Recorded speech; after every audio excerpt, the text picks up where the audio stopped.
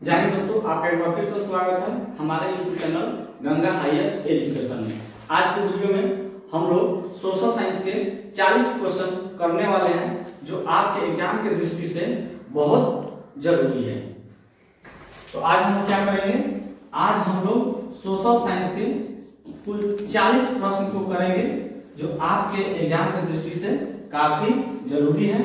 ठीक है, तो आइए हम अपने पहले क्वेश्चन को देखते हैं कि पहला क्वेश्चन हमारा क्या कह रहा है। तो पहला क्वेश्चन है, गार्डन सिटी की अवधारणा किसने विकसित की थी? और ऑप्शन है एबेनेजर, हावर्ड, विलियम, नेपोलियन तृतीय और हासमन। तो इसका आपका सही आंसर हो जाएगा, आपका इसका सही आंसर हो जाएगा ए, एबेनेजर, हावर्ड। ठीक है, हमारा दूसरा क्वेश्चन देखिए क्या कह रहा है, गुटेनबर्ग का जन्म किस देश में हुआ था? आपको बताना है कि गुटेनबर्ग का जन्म किस देश में हुआ था। America, Germany, Japan, England. तो आपका इसका सही आंसर हो जाएगा बी, जर्मनी। ठीक है, हमारा तीसरा क्वेश्चन देखिए क्या कह रहा है, भारतीय राष्ट्रीय कांग्रेस के पहले अध्यक्ष कौन थे? ऑप्शन में हमारा है A O Hume, W C Banerjee, Badruddin Tyab ji, Annie Besant. तो इसका आपका सही आंसर हो जाएगा बी, डब्ल्यू सी बनर्जी। हमारा चौथा क्वेश्चन है, दास कैपिटल की रचना किसने की? चौथा क्वेश्चन क्या कह रहा है, दास कैपिटल की रचना किसने की? आपको बताना है Engels, Dostoevsky, Tolstoy, Karl Marx. तो इसका आंसर बताइए क्या होगा, दास कैपिटल की रचना आपको किसने किया था? तो आपका इसका सही आंसर हो जाएगा बी, कार्ल मार्क्स। हमारा पांचवा क्वेश्चन है, रक्त एवं लौह की नीति का अवलंबन किसने किया? रक्त एवं लौह की नीति का अवलंबन किसने किया? ऑप्शन है बेजनी, हिटलर, बिस्मार्क और विलियम फर्स्ट। ठीक है, तो बताइए इसका सही आंसर क्या होगा, रक्त एवं लौह की नीति का अवलंबन किसने किया था? तो इसका सही आंसर हो जाएगा सी, बिस्मार्क। हमारा छठा क्वेश्चन है, गैरीबाल्डी पेशे से क्या था? आपको बताना है कि गैरीबाल्डी पेशे से क्या था? सिपाही था, किसान था, जमींदार था कि नाविक था? गैरीबाल्डी पेशे से क्या था? तो इसका सही आंसर हो जाएगा डी, नाविक था। ठीक है, और सातवां क्वेश्चन कर रहा है, रूस में कृषक दास प्रथा का अंत कब हुआ? 1861 ईस्वी, 1862 ईस्वी, 1863 ईस्वी, 1864 ईस्वी। इसका सही आंसर हो जाएगा आपका ए, 1861 ईस्वी। हमारा आठवां क्वेश्चन कर रहा है, the history of the loss of Vietnam किसने लिखा? हो ची मिंह, फान हो चाउ, कुआन त्रिथु। बताइए इसका सही आंसर क्या होगा, the history of the loss of Vietnam किसने लिखा? इसका सही आंसर हो जाएगा आपका बी, फान हो चाउ। और नौवां क्वेश्चन देखिए क्या कह रहा है, पूर्ण स्वराज की मांग का प्रस्ताव कांग्रेस के किस वार्षिक अधिवेशन में पारित हुआ? 1929 लाहौर, 1930 कराची, 1933 कलकत्ता, 1937 बेलगांव। बताइए इसका सही आंसर क्या होगा, पूर्ण स्वराज की मांग का प्रस्ताव कांग्रेस के किस वार्षिक अधिवेशन में पारित हुआ? तो इसका सही आंसर हो जाएगा ए, 1929 ईस्वी लाहौर। हमारा 10वां क्वेश्चन देखिए क्या कह रहा है, AITUC का प्रथम अध्यक्ष किसे बनाया गया? मोतीलाल नेहरू, लाला लाजपत राय, महात्मा गांधी, चित्तरंजन दास। तो इसका सही आंसर आपका हो जाएगा बी, लाला लाजपत राय। और 11वां नंबर देखिए क्वेश्चन क्या कर रहा है, काली मृदा क्या कर रहा है, काली मृदा का दूसरा नाम बताना है। ठीक है, काली मृदा का दूसरा नाम क्या है? बलुई मृदा, रेगुल मृदा, साल मृदा, पर्वतीय मृदा। बताइए इसका सही आंसर क्या होगा, काली मृदा का दूसरा नाम क्या है? तो आपको हो जाएगा बी, रेगुल मृदा। अब 12वां नंबर क्वेश्चन देखिए क्या कर रहा है, भारत के किस राज्य में वन का सबसे अधिक विस्तार है? भारत के किस राज्य में वन का सबसे अधिक विस्तार है? केरल, कर्नाटक, मध्य प्रदेश, उत्तर प्रदेश। तो आपका इसका सही आंसर हो जाएगा सी, मध्य प्रदेश। और 13वां क्वेश्चन क्या कर रहा है, किस राज्य में खनिज तेल का विशाल भंडार है? किस राज्य में खनिज तेल का विशाल भंडार है? असम, राजस्थान, बिहार, तमिलनाडु। तो आपका इसका सही आंसर हो जाएगा ए, असम। देखिए हमारा 14 नंबर क्वेश्चन क्या कर रहा है, इनमें कौन उपभोक्ता उद्योग है?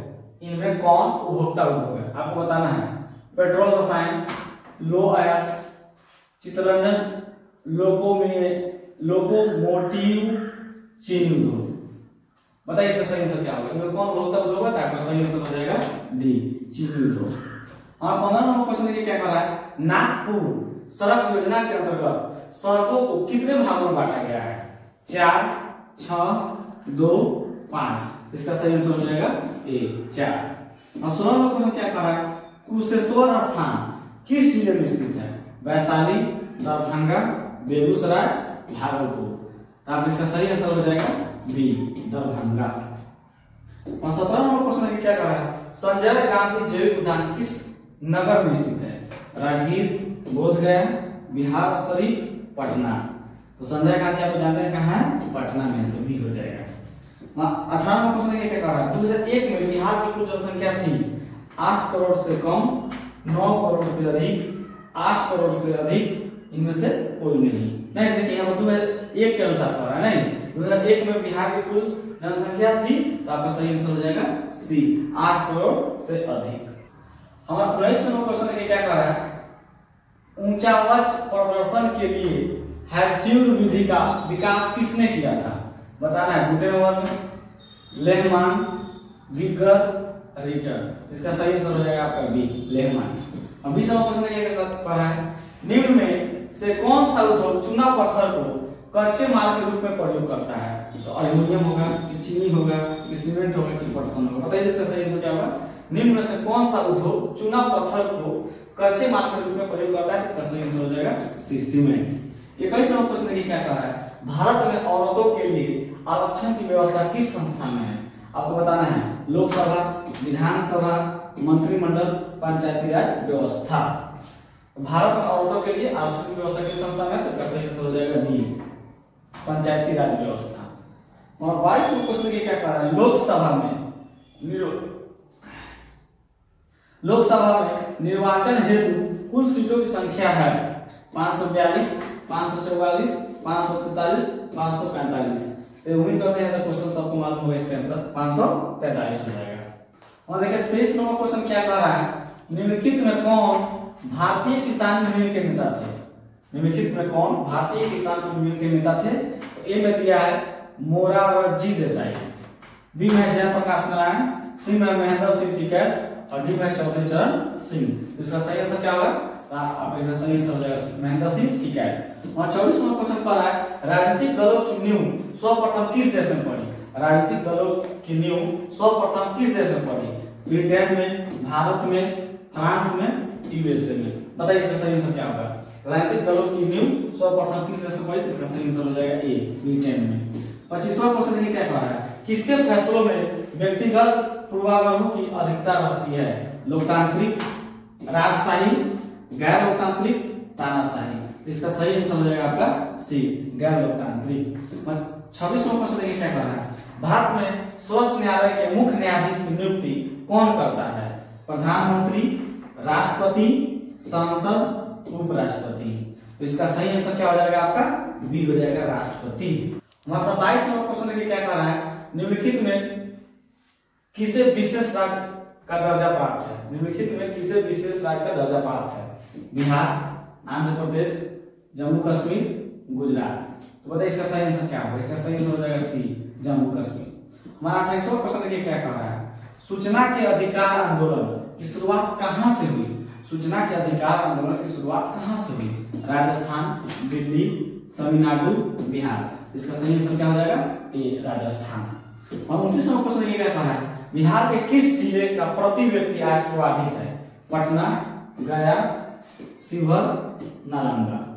तो आपका इसका सही आंसर हो जाएगा ए, पटना। और 30 नंबर क्वेश्चन क्या कह रहा है, वैश्वीकरण के मुख्य अंक कितने होते हैं? 1, 2, 3 और 4। तो बताइए इसका सही आंसर क्या होगा? वैश्वीकरण के मुख्य अंक कितने होते हैं? इसका सही आंसर हो जाएगा डी, 4। हमारा 31 नंबर क्वेश्चन क्या कह रहा है, स्वर्णभूषणों की परिशुद्धता को सुनिश्चित करने के लिए किस मान्यता प्राप्त चिन्ह का आवश्यक है? ISI, हॉलमार्क, एगमार्क, इनमें से कोई नहीं। तो क्या कह रहा है, स्वर्णभूषणों की परिशुद्धता को सुनिश्चित करने के लिए किस मान्यता प्राप्त चिन्ह का होना आवश्यक है? तो इसका सही आंसर हो जाएगा आपका बी, हॉलमार्क। और 32 नंबर क्वेश्चन है, फूट डालो और राज करो, फूट डालो और राज करो की नीति अपनाई थी। किसने अपनाई थी? इसका सही आंसर क्या हो जाएगा आपका ए, अंग्रेजों ने अपनाई थी। ठीक है। 33वां क्वेश्चन देखिए क्या कर रहा है। योजना आयोग के अध्यक्ष होते हैं मुख्यमंत्री, गृह मंत्री, वित्त मंत्री, प्रधानमंत्री। तो योजना आयोग के अध्यक्ष कौन होते हैं? आपको सही आंसर हो जाएगा डी, प्रधानमंत्री। और 34वां क्वेश्चन देखिए क्या कर रहा है। साख का क्या अर्थ होता है? तो आप लोग जानते हैं साख का मतलब होता है विश्वास या भरोसा। नहीं, तो साख का अर्थ क्या होता है? ये में दिया है विश्वास करना, डी में ऋण लौटाने की क्षमता, और सी में ए और बी दोनों, और डी में इनमें से कोई नहीं। इसका सही आंसर आपका हो जाएगा सी, विश्वास करना और ऋण लौटाने की क्षमता, यानी ए और बी दोनों हो जाएगा। ठीक है। और 35वां क्वेश्चन देखिए क्या कर रहा है। बांग्लादेश के नोबेल पुरस्कार से सम्मानित व्यक्ति हैं प्रोफेसर इकबाल यूनिस, प्रोफेसर मोहम्मद यूनिस, मोहम्मद रहीम यूनिस और मोहम्मद तफीक यूनिस। बताइए इसका सही आंसर क्या होगा? बांग्लादेश के नोबेल पुरस्कार से सम्मानित व्यक्ति हैं, तो आपका सही आंसर हो जाएगा इसका बी, प्रोफेसर मोहम्मद यूनिस। और 36वां क्वेश्चन देखिए क्या कर रहा है। भारत में सेवा क्षेत्र को सामान्यतः कितने भागों में बांटा जा सकता है? ए में दिया है 2, बी में 4, सी में 6 और डी में 8। इसका सही आंसर हो जाएगा ए, 2। 37वां क्वेश्चन देखिए क्या कर रहा है। WTO का विस्तारित रूप है women trade organisation, world trade organisation, world tower organisation, week trade organisation. बताइए इसका सही आंसर क्या होगा? WTO का विस्तारित रूप हो जाएगा क्या? आपका हो जाएगा बी, वर्ल्ड ट्रेड ऑर्गेनाइजेशन। और 38वां क्वेश्चन है पूरा, सूखा किस प्रकार की आपदा है? बताना है आपको, सूखा किस प्रकार की आपदा है? प्राकृतिक आपदा है, मानवीय आपदा है, सामान्य आपदा है, इनमें से कोई नहीं। तो इसका सही आंसर क्या हो जाएगा? सूखा किस प्रकार की आपदा है? इसका सही आंसर हो जाएगा ए, प्राकृतिक आपदा। 39वां क्वेश्चन देखिए क्या कर रहा है। नदियों में बाढ़ आने का प्रमुख कारण क्या है?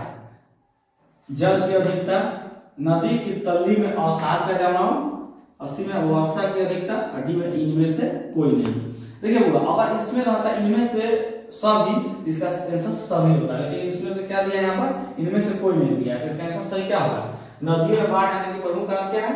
इसका सही आंसर आप लगाइएगा सी पर, वर्षा की अधिकता।